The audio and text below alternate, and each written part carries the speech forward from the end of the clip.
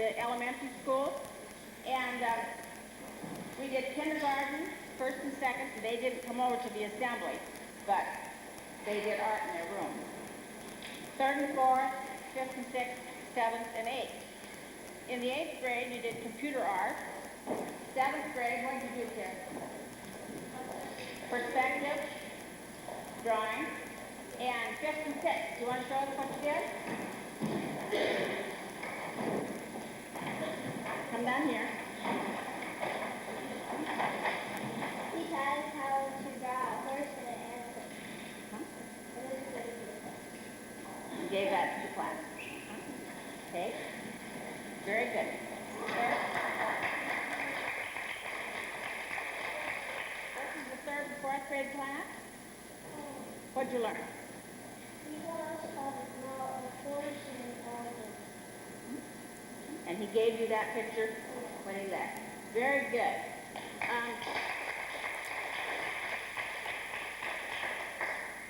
Ever since John was a little boy, he would come to my house, and when on Christmas or Easter, you know, he always brought me a present, and I wish I had brought some of them with me. He'd make things out of rocks. He might glue rocks together and paint on them. Sometimes he'd cut out slabs of wood. The only thing I happened to have at my house was this. He made this little heart for me. And he thought the grain in the wood was pretty, and I put his picture on it. He always liked art. And my mother would say of him when he was a little boy, well, he has a good imagination.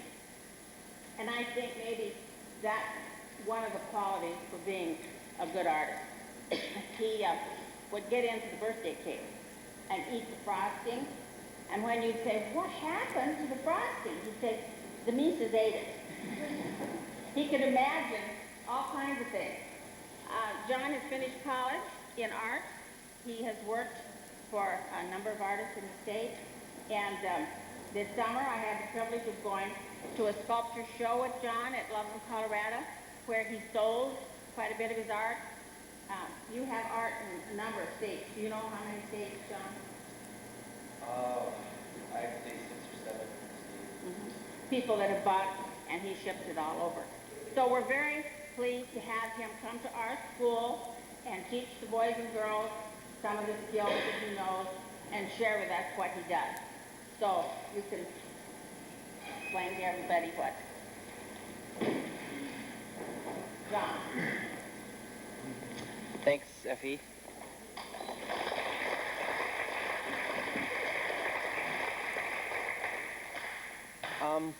I'm just going to start off by kind of talking about how I got started and how I got interested in art. And I didn't just wake up one morning and was a talented artist. It wasn't something that just came easy to me. I really had to work at it, and I practiced a lot.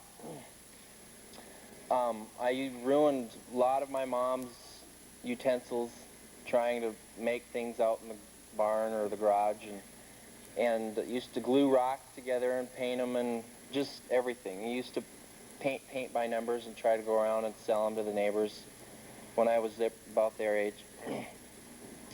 And was pretty frustrated drawer because I really couldn't draw very good, but I wished that I could, and I daydreamed that I was a good artist.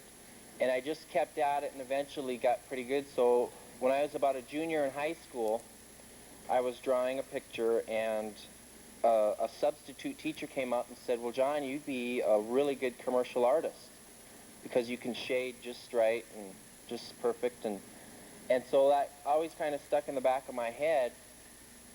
And so when it came time when I was a senior, everybody had to decide what they wanted to do. I really didn't know because I wasn't a very, I didn't get A's. I was about a C average, a B student. And so I didn't want to be a scientist or a doctor, or I didn't know what to do.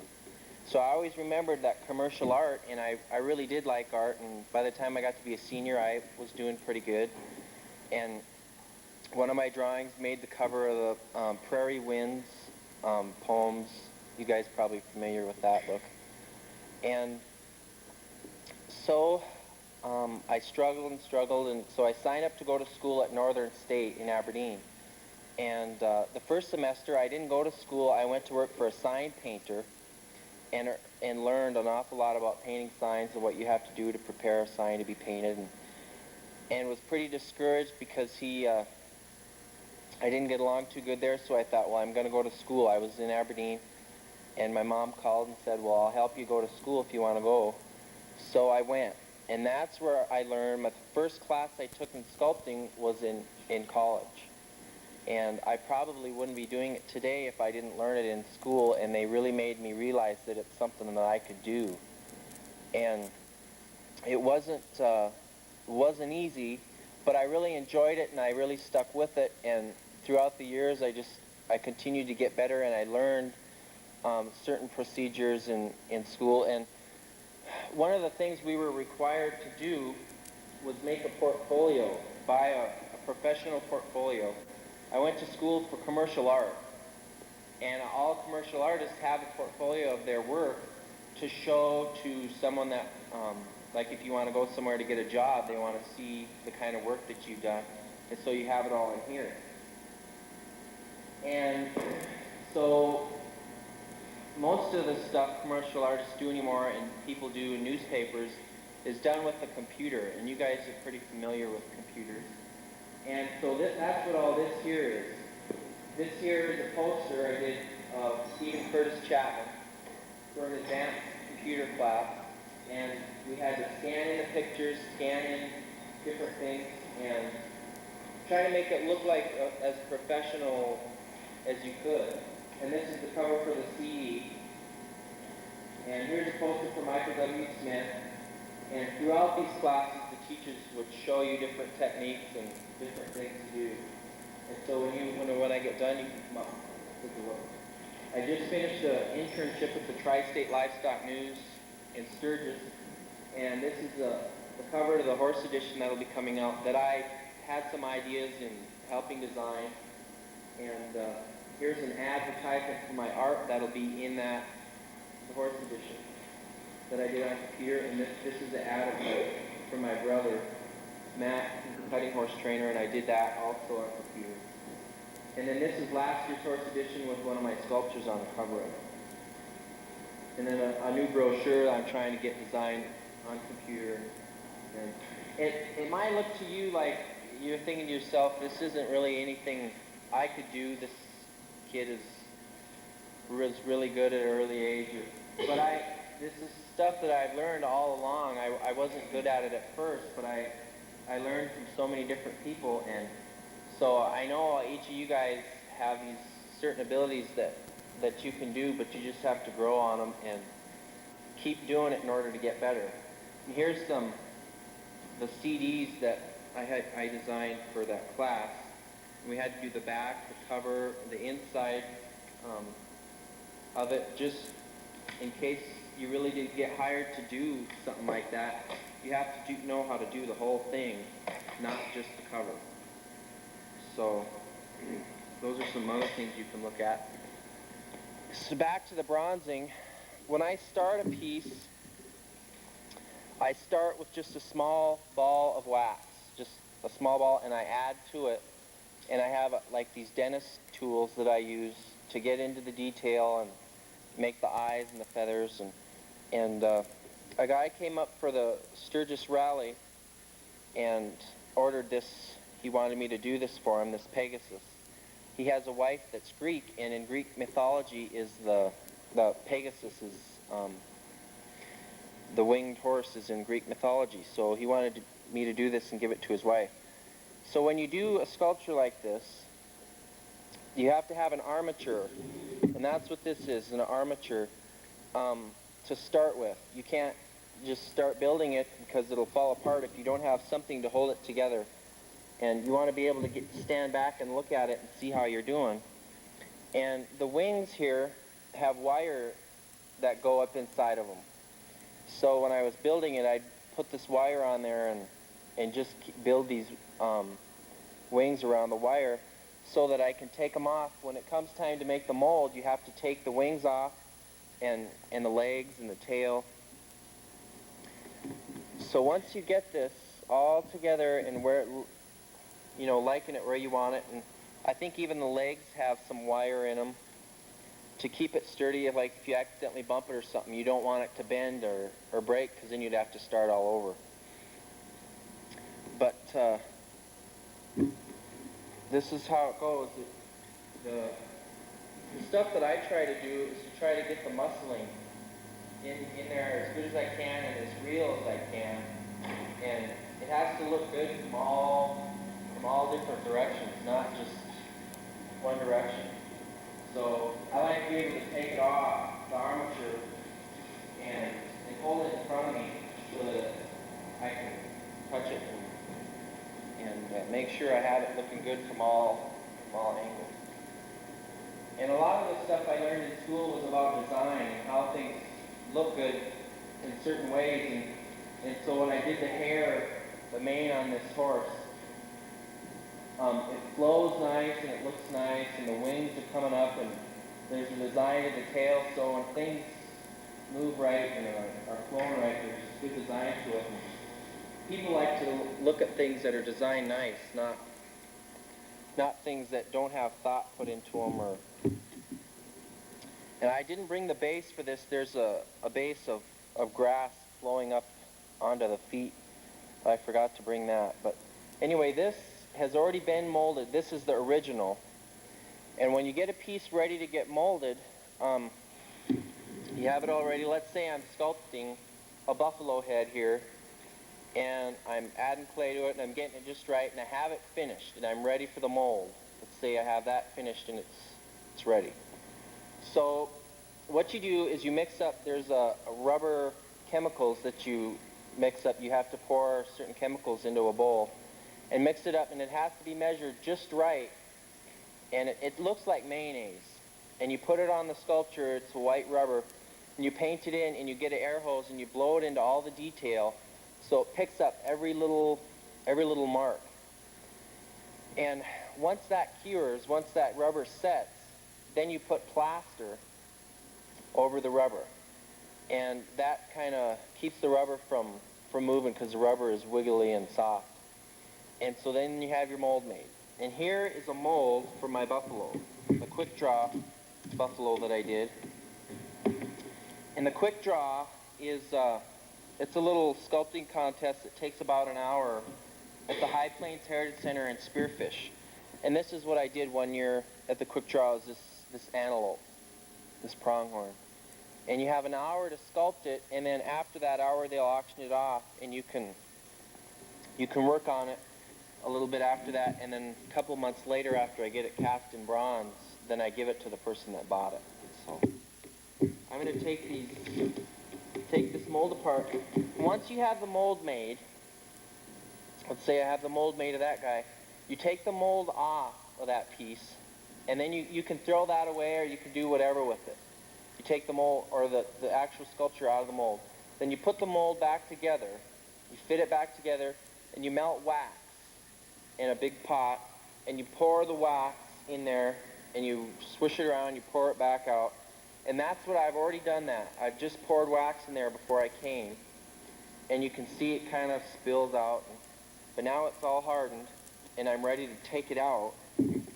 And this is one part of the plaster. I'll take it all out of the plaster.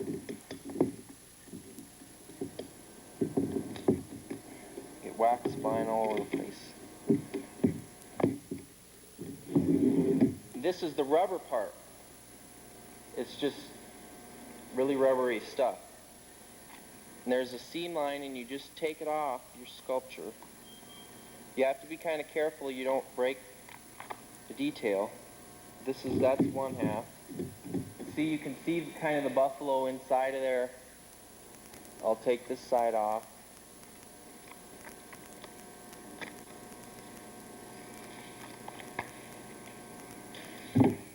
Here's the buffalo. This is the wax. And so I can put that mold back together again and pour more wax in there and just make as many of these buffaloes as I need to. So the next step I need to do is chase this wax out. And what I mean by chasing it is take my tool and fix any little bubbles that might have got in it or line, and get it ready to be cast in bronze. To cast it in bronze, we do what we call the lost wax casting process. And we'll take this here when I get it all chased out and everything's just right. We'll dip it in a ceramic solution, and it's kind of a yellowy slurry. You dip it in there in the ceramic solution and you sprinkle sand on it. And the slurry gets down inside of this hole and into everything. So you get a shell built up on it that's about an inch thick on this wax. It's about an inch thick. And then you put it in a furnace and you melt the wax out. You melt all the wax out of this shell. So where this wax once was is hollow. The buffalo is in there, but yet there's no wax. And it kind of hardens that shell and cures it.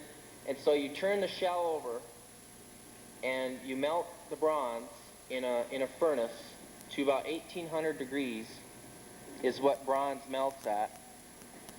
You pour the bronze in that shell where the wax was, and it takes the form of what the wax was, because the wax is gone now, it was melted out. It takes that form, and then once it cools, you take a hammer and you break the shell away from that sculpture, and then you have your bronze sculpture. It looks just exactly what your wax was. So the wax is gone and it's replaced with bronze. So if I want to make another one, then all I have to do is put my mold back together.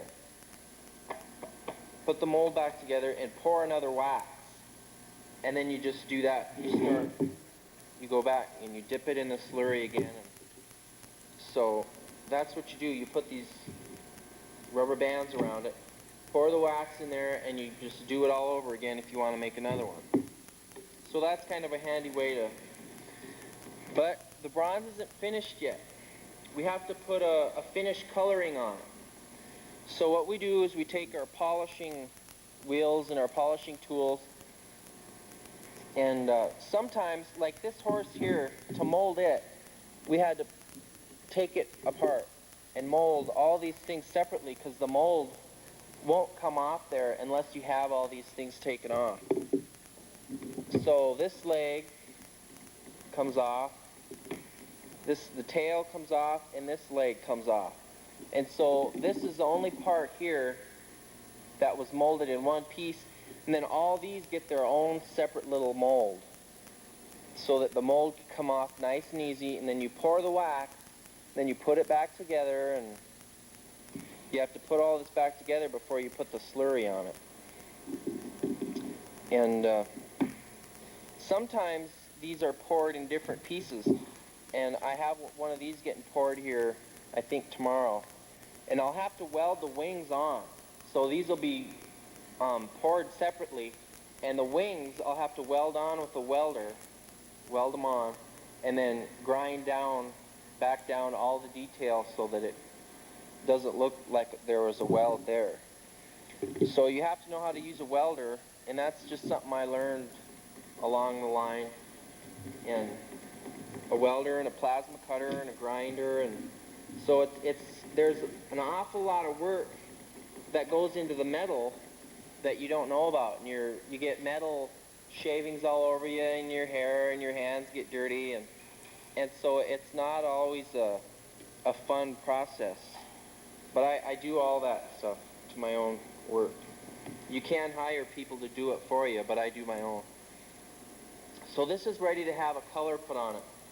So you take a torch, like a weed burning torch or a branding torch, and put it on this bronze. This is bronze, so it isn't going to melt because it's bronze.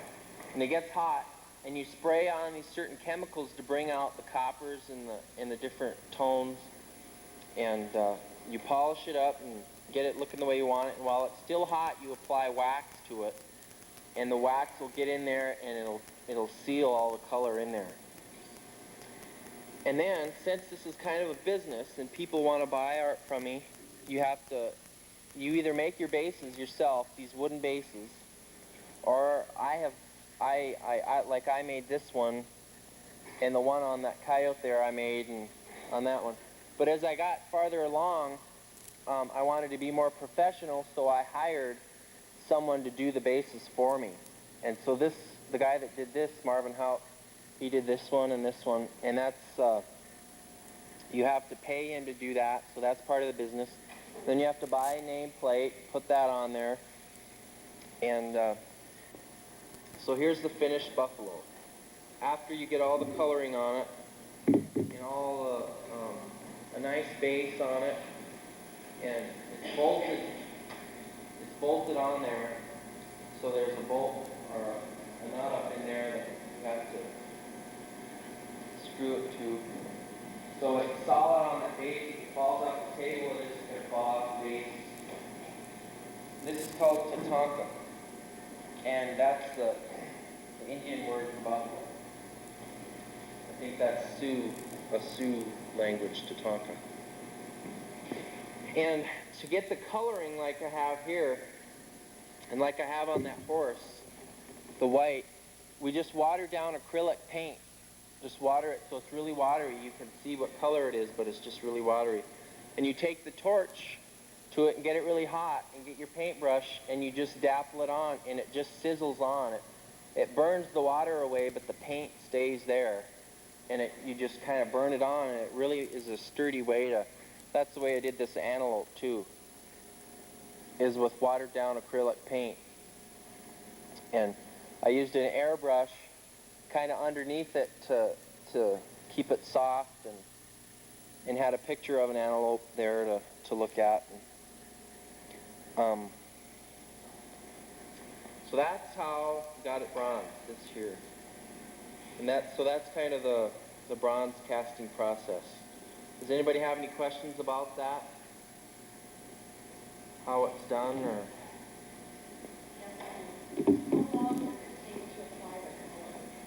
The color, on the buffalo, about an hour.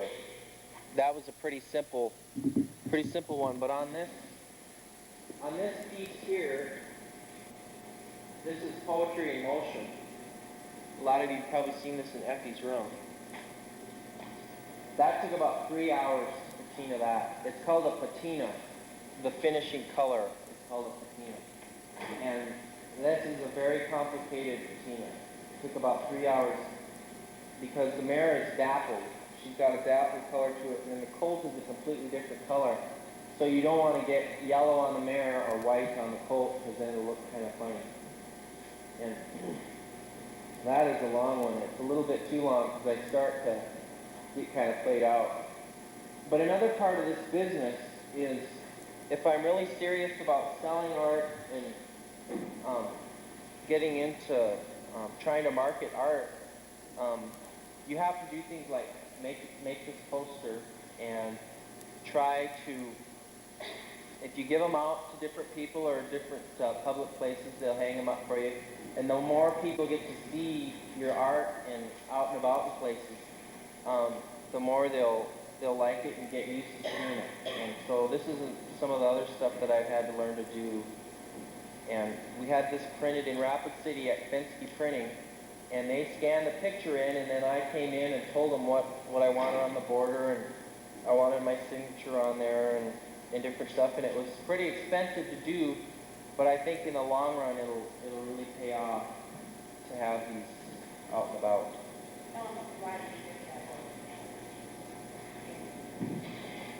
Well, last winter, we had that terrible winter last winter. I went home to help my dad, and I had to quit. Well, I put my graduation off to help Dad, and so that's when I did this sculpture at my dad. And it's just a mare and colt. It's called Poetry in Motion, and it's just a good high-weathered mare and kind of nuzzling up against its mom.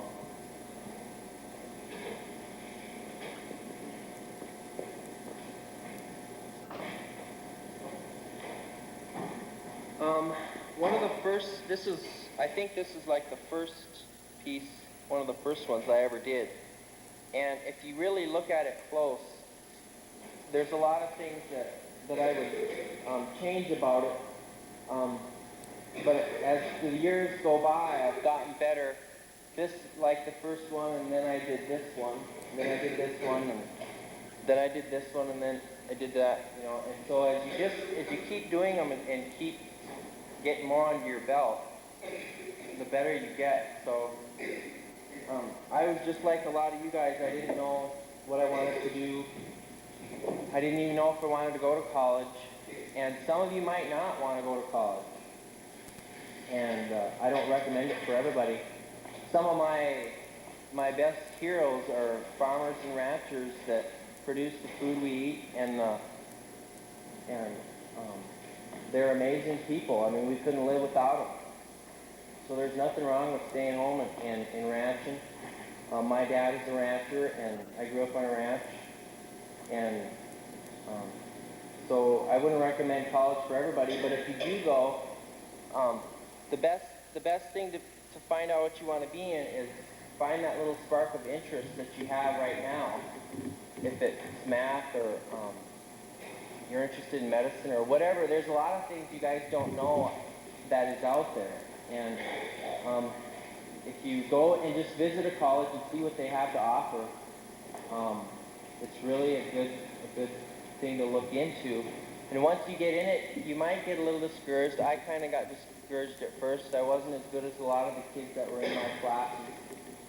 But I tried hard at it, and I just kept trying and stayed with it. And I finally got to where I started to understand and made it work for me. And that's all you guys can do is try as hard as you can and stick with it. Don't give up when the going gets hard. You just have to stick with it. Math? Why do you need math? Well, there's a project I worked on here. You know who everybody knows who Kevin Costner is. He's bought a resort up in Deadwood, or some land, and he's going to build a resort. And so he hired Peggy Detmers, a lady sculptor from the hills, to do a sculpture of like 12 or 13 buffalo running towards a cliff, and they're all going to be like, about 3 of them will be falling off the cliff, and there'll be about 3 Indians chasing them. And so this lady hired Jim Mahar and I to scale these buffalo up into life and a half size. So she brought us a buffalo that was about this size with a full body. And so she wanted us to blow it up into a big, big buffalo. And so we used math to do that. We put certain points on this buffalo and figured out where they were and took those numbers times 7. So we made it 7 times bigger than this. And, you know, did certain things to figure out how we wanted to do it. And there's math involved in that. That's a very important part of sculpting. And English is also a very important part because the brochure here that I'm trying to get out, if you spell something wrong or have wrong punctuation on it, people aren't going to take you as seriously as they would if you have everything just right. And you know, if you're going to be a professional, you have to learn how to do all those kinds of things, and that's very important stuff. Does anybody have any questions at all?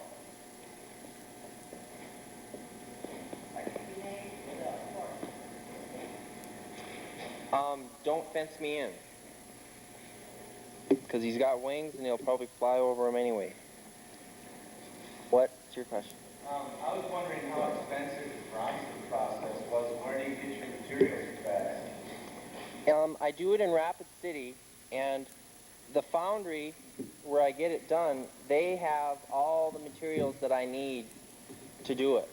And that's their business. That's their, that's what I pay them to do.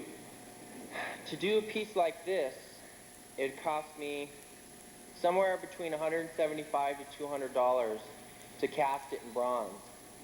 If I wanted them to pour my wax for me, to weld it together, to put it on the base, to patina it for me, probably cost $400 to $500. But since I pour my own wax, I weld it together, I do the patina, I do a lot of the processes myself, it doesn't cost as much because I'm doing the labor myself. And so that's a way that I can save some money. And if you know going to make a business out of this kind of stuff, you have to learn where to cut the corners. This one sells for $900,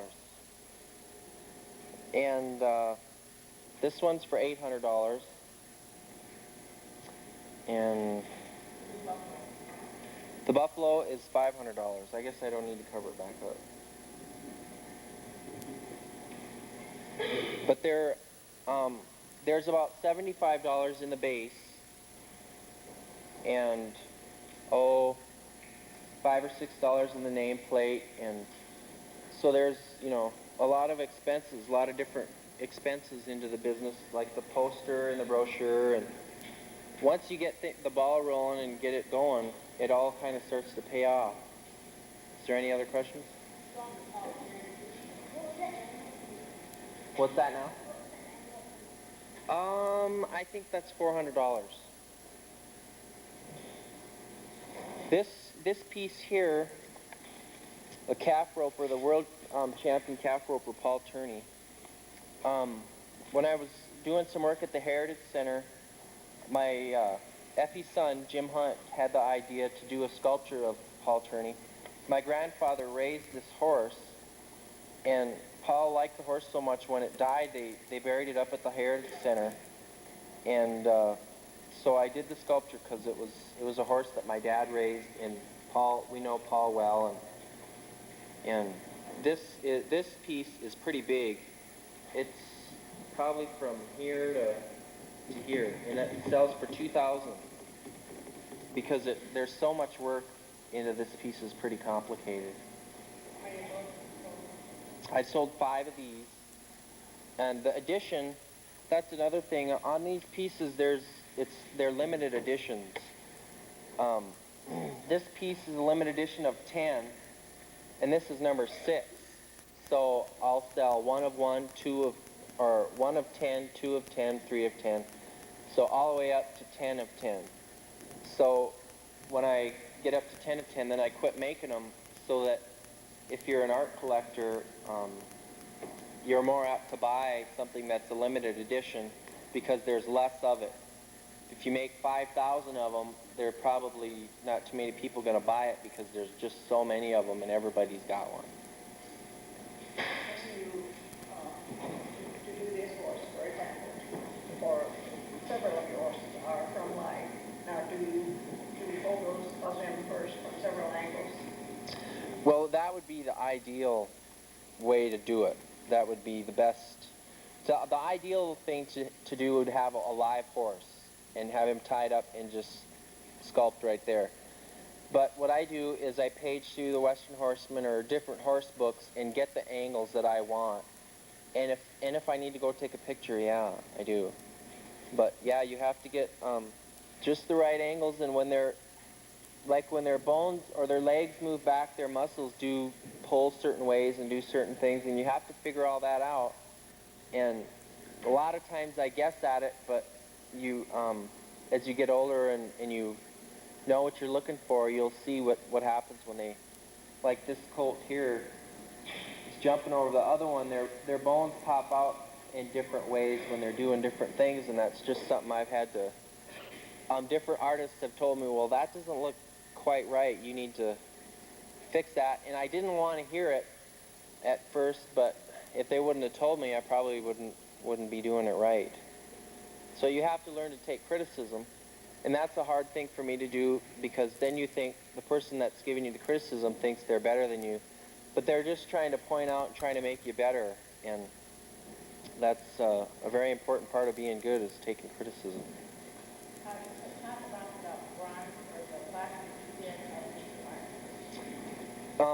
In Spearfish, there's the museum, the High Plains Heritage Center, and if you donate so much money to the Heritage Center, you can get a bust put in there.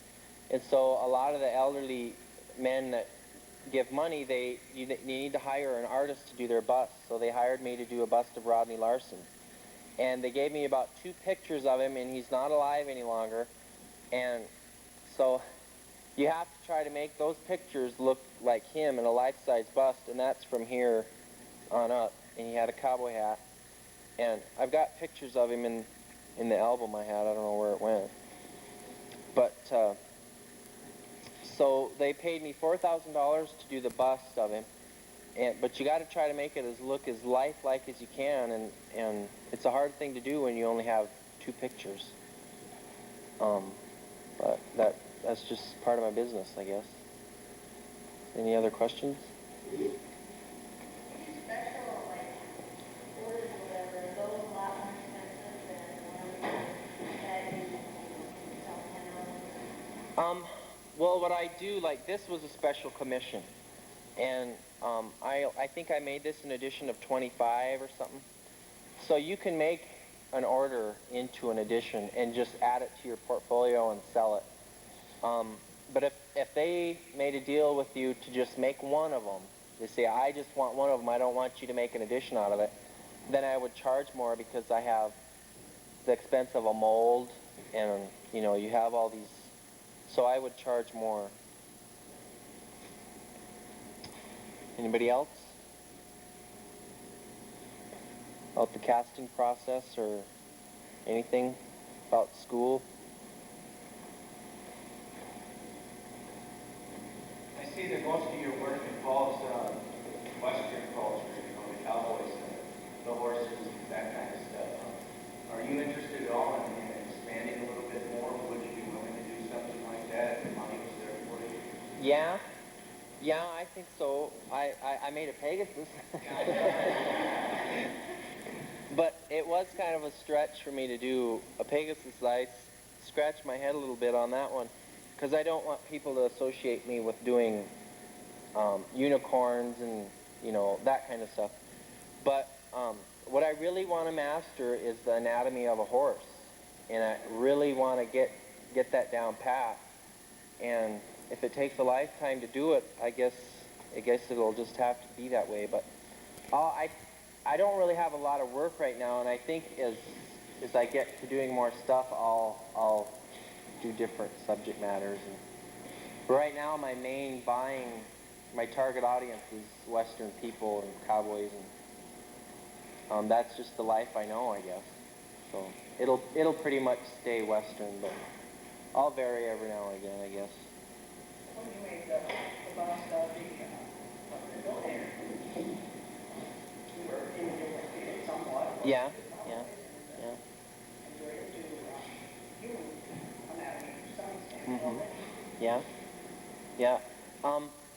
One of my goals is to get a commission of a monument piece. Like, if you've ever been to a pier at the Capitol, inside there in the rotunda there's 4 figures in bronze.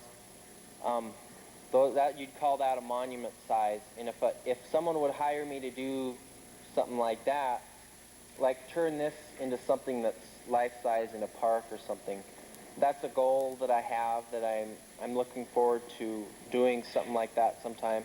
There's a lot of work involved, and I'm not sure that I could do it, but I know if I get the right people to help me and stick with it long enough, I'm sure I could do it. So we'll see. Someday maybe I will. You already helped other artists. Yes, I've helped 3 or 4 different artists in scaling up projects, and one project I helped on is as high as the ceiling here.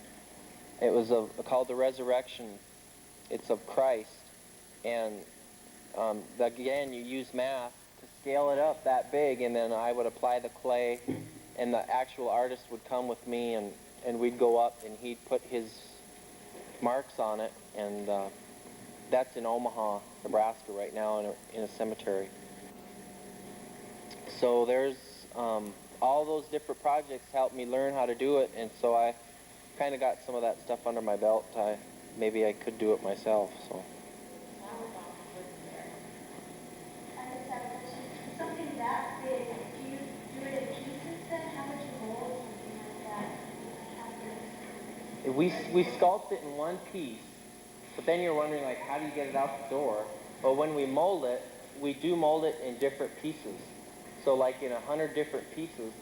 And then when it's cast, it's poured in different pieces, and you weld all those different pieces together at the foundry or in a weld shop. And sometimes you have to weld them together right on site, and that's kind of nerve-wracking. How long would it take you to make, like, what's that long, what's that roll of horse? To scale it up and everything would probably it could take 2 months if I worked on it every day in like a full-time job. It doesn't take very long if you really work at it and you know what you're doing. But then to get it cast in bronze would take another 3 to 4 months for the foundry. Because there's other artists working at the foundry, and you can't just push all them aside. You have to wait in line and wait till they get their turn taken care of. Anybody else?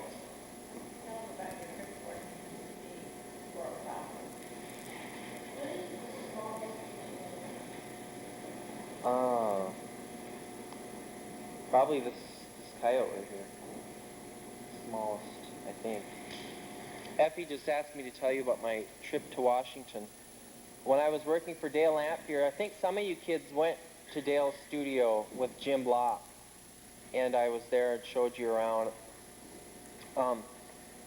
When Bob Hope's wife, Dana, you guys even know who Bob Hope is? He's probably some of you don't, but anyway, he's a comedian, and his wife, Dolores Hope, commissioned Dale Lamphere to do a piece for her in a chapel in Washington, D.C.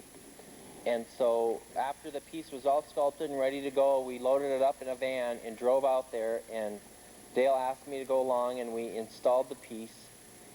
And it was a chapel not quite as big as this room, but about this big. And there's about 30 different rooms in this whole cathedral, and they're all different prayer rooms. And so we drilled holes in the wall and glued the sculpture to the wall, and that was a fun project. I'd never been to Washington, D.C. before, and saw lots of different people. And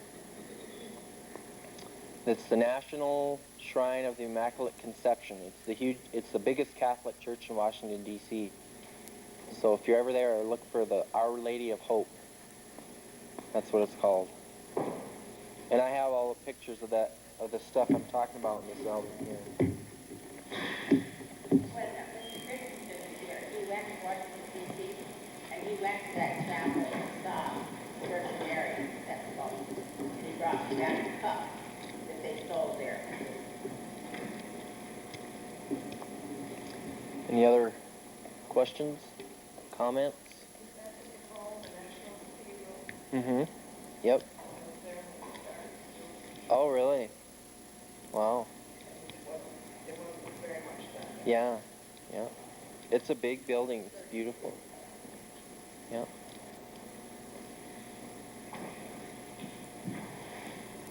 I noticed on almost all your bases you use walnut as far as your base. A couple of them you use for all your wood. You just stick with the walnut because it goes well with the deal. It adds richness to it. Yeah, I think walnut is pretty much what is a standard use for. A lot of sculptors use marble.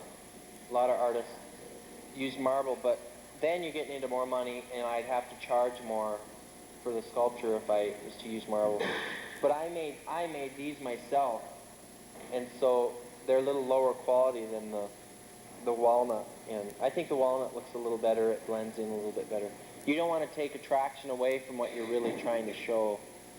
So, but green marble with bronze looks really good. It kind of sounds funny, but it looks really good. So.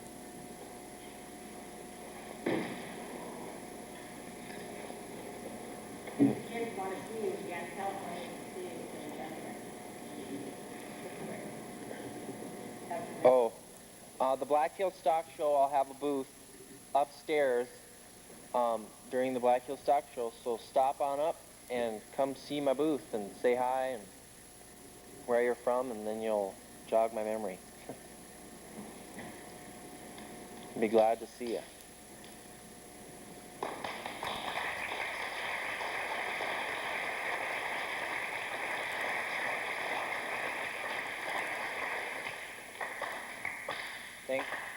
Thanks for having me. Do you want to have him come down and look? Or?